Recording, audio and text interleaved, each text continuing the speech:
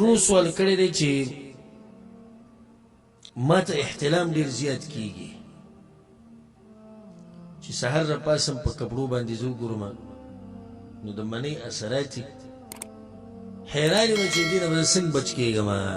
او دویمه دا چې دې دلته به زه ګناهګار یم او که نه الجواب الله سبحانه وتعالی په انسان کې د شهوت اچولی دی شهوت چا اچولی الله سبحانه وتعالی او د الله په هر کار کې حکمت یې ته اوس ته ما وګورې شهوت هم دې دپاره دی چې دا ښځه او سړی یو بل سره ښه ژوند تېر کړي د الله په دې انسان کې چې د شهوت اچولی ډېر حکمتونه دي یو پکې صرف بیانوو هغه دا دی چې د ښځه او سړی ښه ژوند تېر کړي نو دا انسان په دې جسم کې دا مني جوړېږي بیا د دې د وتو لار ده کله دا د انسان په اختیار کې وځي او کله د انسان نه غیر اختیاري وځي غیر اختیاري دی چې په خوب کې انسان نه وځي دې ته احتلام ویلی کېږي نو دې دلاسه انسان نه ګناهګارېږي دې دلاسه انسان نه ګناهګار بلکې دا د جسم مسله ده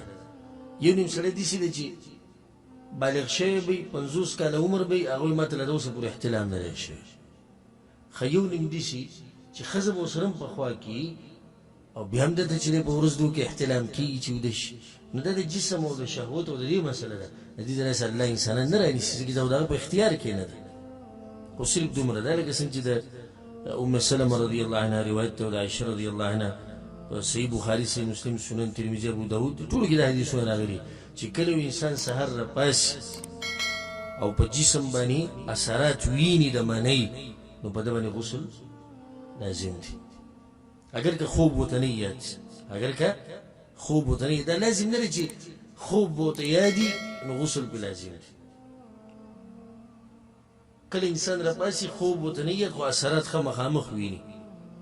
په ده باندې غسل شتي که نشتي شتي ښه کله داسې کېږي چې انسان راپاسي خوب ورته یادي خو اثرات ویني او داسې مې شتي نشتي غسل پې نشتي ځکه د غسل دا مسله پیغمبر صلی الله علیه وسلم د منۍ سره تړلې ده نعم اذا هي رأت الماء کله چې څه ویني اوبه ویني اوبو نه مراد